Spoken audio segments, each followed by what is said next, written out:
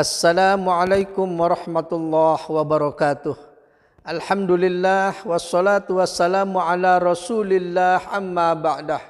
Sahabat Kistos TV yang dirahmati oleh Allah subhanahu wa ta'ala, setiap manusia menginginkan kebahagiaan yang hakiki.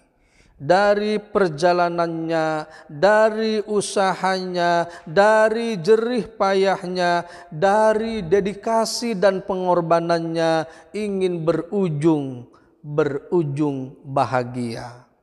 Orang yang di ujungnya bahagia adalah famang zuhziha anin nar wa udkhilal jannah faqad faz. Orang yang dijauhkan dari api neraka, dimasukkan ke dalam surga, faqad faz, maka dialah sesungguhnya orang yang beruntung.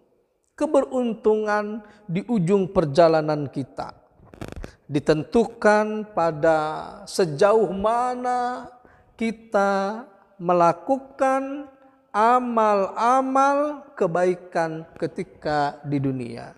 Sejauh mana kita menjaga agar amal-amal itu tidak ternodai, agar amal-amal itu tidak terkotori.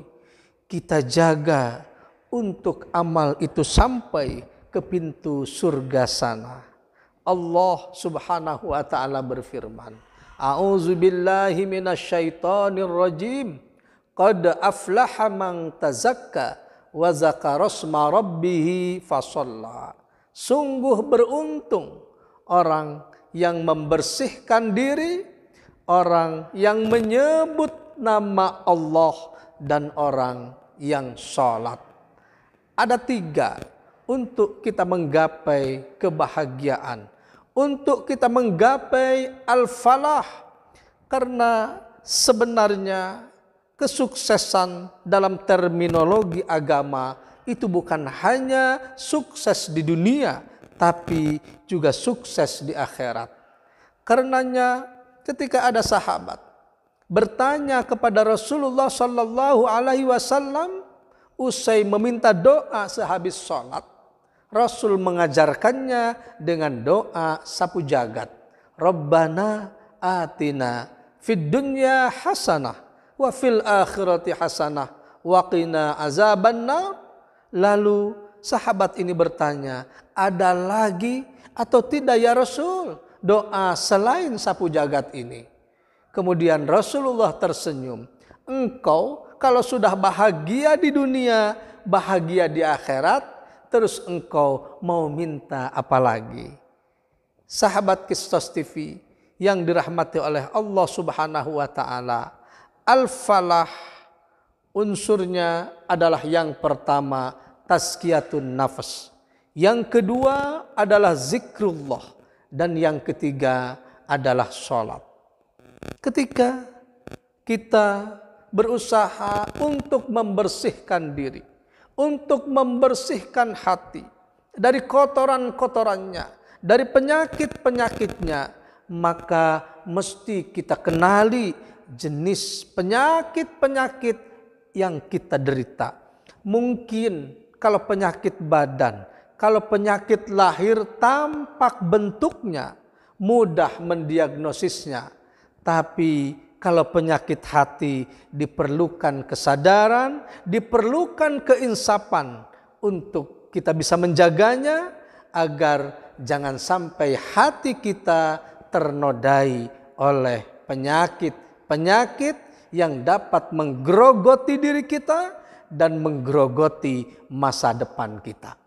Yang kedua adalah berzikir kepada Allah subhanahu wa ta'ala pada semua keadaan. Baik dalam keadaan kita berdiri, dalam keadaan kita berjalan, dalam keadaan kita duduk, dalam keadaan kita terbaring. Tidak ada kata selain kita melaksanakan yang wajib-wajib. Setelah kita usai melaksanakan yang wajib-wajib, maka sempurnakanlah yang pertama dengan zikir kepada Allah Subhanahu wa taala, yang kedua selalu kita berdoa dan meminta kepada Allah, dan yang ketiga adalah tilawatul Quran Keempatnya, kita berpikir tentang keagungan dan kebesaran Allah Subhanahu wa Ta'ala. Kemudian, untuk menggapai al-falah, yang ketiga adalah sholat.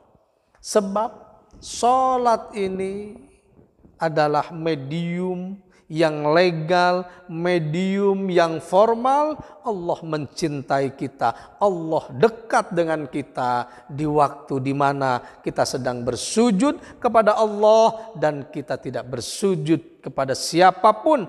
Tidak boleh kita bersujud kepada siapapun kecuali hanya kepada Allah semata. Sahabat Kistos TV yang dirahmati oleh Allah Subhanahu wa Ta'ala, sesungguhnya kalau kita ingin menggapai kebahagiaan, kalau kita ingin menggapai al-falah, maka kata kuncinya adalah jaga kesucian diri, jaga fitrah. Kullu mauludin yuladu alal fitrah. Setiap anak terlahir dalam keadaan suci, maka apabila kesucian itu kita jaga, insya Allah kita akan menggapai kebahagiaan yang sempurna. Hadanallah wa iyyakum ajmain. Assalamualaikum warahmatullahi wabarakatuh.